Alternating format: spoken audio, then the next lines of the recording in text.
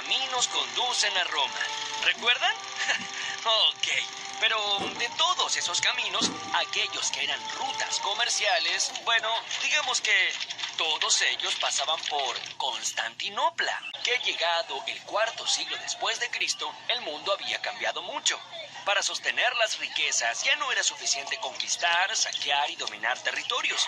Ahora había otra forma para generar riquezas: el comercio de mercancías con el Extremo Oriente. Es que mucha gente de este lado del mundo quería cosas que solamente se producían de este otro lado del mundo. Y esta gente, claro, muy bien, quería cosas que solo tenían estos, especialmente el oro y la plata que habían acumulado durante tantísimos siglos. Todas esas rutas pasaban por la ciudad de Constantinopla, que se había convertido en un gigantesco embudo donde de un lado se juntaban todas las mercancías y del otro se distribuían por toda Europa y norte de África. Así fue, mis queridos, como lentamente el poder y la riqueza dejó de estar en manos de quienes ostentaban el ejército más poderoso y comenzó a estar en aquellos que controlaban el comercio. Constantinopla, la nueva Roma. La magnífica e impenetrable ciudad de Constantinopla fue la capital del Imperio Bizantino. Al estar ubicada justo entre el Mar Negro y el Mar Mediterráneo, Constantinopla era algo así como una gran puerta natural que conectaba Occidente con el mundo del Extremo Oriente. En el 330 después de Cristo, un hombre llamado Constantino era emperador del legendario Imperio Romano. A Constantino le tocaron épocas complicadas y turbulentas. De un lado, los pueblos bárbaros germanos avanzaban imparablemente hacia Roma, y del otro lado estaba un grupo de ciudadanos romanos quienes, cansados de la violencia, encontraron en la religión cristiana un refugio para escapar de tanta opresión. Lo primero que hizo Constantino fue mudar la capital del imperio a un lugar seguro y estratégico. Así fundó la Nueva Roma, aunque después de su muerte esta ciudad pasó a llamarse Constantinopla. Luego hizo algo totalmente revolucionario. Fue el primer emperador romano de la historia en adoptar la religión cristiana. Esto permitió que muchísimos romanos pudieran practicar libremente el cristianismo sin temor a ser perseguidos o encarcelados por ello. Claro está que los orgullosos romanos que aún vivían en Roma no estaban muy conformes, que digamos, con todas estas decisiones. Frente a tanto descontento, en el año 395 después de Cristo, un sucesor del gran Constantino, el emperador Teodosio, tuvo que dividir el imperio en dos partes: la de Oriente con capital en Constantinopla y la de Occidente con capital en la antigua Roma, y designó a sus dos hijos como herederos de aquellos dos imperios. Pero el imperio de Occidente ya tenía sus días contados y nada podía detener su inevitable final. En el año 476, Roma fue invadida, saqueada y destruida por un ejército de bárbaros germanos. Junto con la caída de Roma, el imperio de Occidente fue totalmente desmembrado. El gran imperio bizantino. Gracias a su estratégica ubicación, la mitad oriental del Imperio Romano prosperó y prosperó año tras año y se transformó en el Imperio Bizantino, que duró más de 1000 años. A principios del siglo VI, Bizancio tuvo su primer gran emperador. Este fue Justiniano el Grande. Justiniano tuvo muchísimos trabajos, ya que gobernó, escuchen esto, durante 38 años. ¡Wow! Justiniano tomó el dinero que quedaba gracias al comercio y con él mandó a hacer grandes obras. Primero, construyó la flota de guerra más importante de todo el mar Mediterráneo y con ella protegió a todos los barcos mercantes del acecho de los piratas. Además, conquistó vastísimos territorios, incluyendo Italia, Grecia, Turquía, partes de España, África y Egipto. Un territorio tan extenso que unía gente de tan diversas culturas y religiones era muy difícil de mantener unido. Justiniano era consciente que la unión del imperio se lograría solo con la unión en la religión. Entonces aprovechó la influyente religión cristiana y obligó a todos los habitantes de su imperio a adoptar el cristianismo como la única religión. También mandó a construir muchísimas iglesias. No vaya a ser que alguien todavía tuviera dudas acerca de cuál era el templo al que tenían que ir a rezar.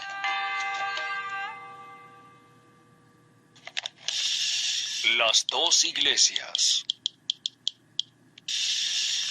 El emperador Justiniano I construyó fortalezas y apoyó el arte en todas sus manifestaciones. Su obra maestra fue la construcción de la iglesia de Santa Sofía, un edificio que es casi un milagro de la arquitectura. Su cúpula mide 30 metros de diámetro y se eleva hasta 50 metros de altura. Y eso no es todo. Por la forma en que está sostenida, esta cúpula parece flotar en el aire. Esta iglesia fue el símbolo de la unión y el fortalecimiento del imperio bajo la religión cristiana. Pero fuera del imperio, específicamente en la famosa Roma, vivía la cabeza de la iglesia católica, llamado el Papa, que gobernaba todo el mundo católico desde el Vaticano. Resulta que a los papas de aquella época no les gustó el poder que Justiniano empezaba a tener sobre sus fieles. Ahora sí que no comprendo nada. ¿Acaso no eran todos cristianos? Sí, Pipo, todos eran cristianos, pero los papas en Roma querían tener el control absoluto de todos los cristianos del mundo, imponiendo cosas tales como la manera de enseñar la Biblia o el idioma en que se debía rezar. Y no les gustaba ver cómo las fortalecidas iglesias del Imperio Bizantino tomaban decisiones por su cuenta. Así, los viejos resquemores entre Oriente y Occidente se volvieron a hacer presentes.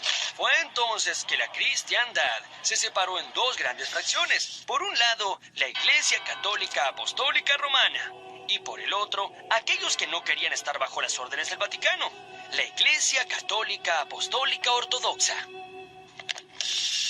La crisis del imperio.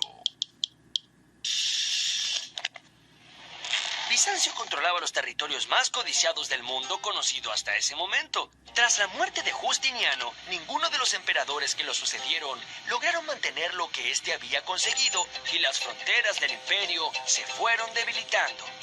En el siglo VII, los lombardos los echaron de Italia, los eslavos de los Balcanes y las poderosas fuerzas del Islam conquistaron las provincias de Siria, Palestina y Persia.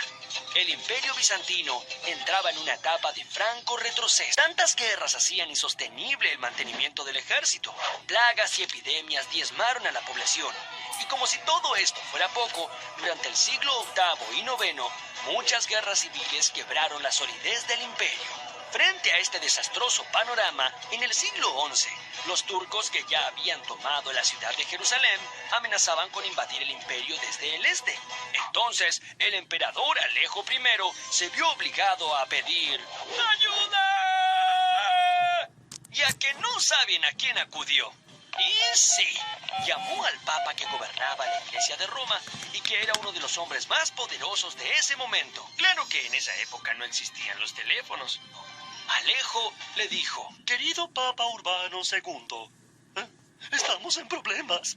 Este pedido de ayuda fue categórico y dio origen a las cruzadas, cada vez más convencido que sus primos de Occidente nunca serían sus aliados y que deberían afrontar solos aquellas dificultades que se avecinaban, ya que desde el sur la amenaza de los turcos avanzaba como un huracán. La caída de Constantinopla. Con un ejército superior a toda la población de Constantinopla, en abril de 1453, Mohamed II, sultán de los turcos, plantó su tienda frente a la puerta de la ciudad, decidido a entrar o morir. Los bizantinos esperaban que las gigantescas murallas pudieran contener al enemigo una vez más. En el medio de la batalla, Mohamed descubrió su arma secreta. Un cañón tan gigantesco que dicen que tenía que ser arrastrado por 300 bueyes y lanzaba proyectiles de casi media tonelada a más de 1000 metros de distancia. En sus viajes por China, los turcos habían conocido un poderoso invento: la pólvora. El 29 de mayo de 1453, después de 2 meses ininterrumpidos de lucha, los turcos entraron en la ciudad semidestruida. Mohamed II tomó el control de Constantinopla y la convirtió en la capital del Imperio Turco-Otomano. Luego le cambiaron el nombre por Estambul, una de las ciudades más importantes de Turquía.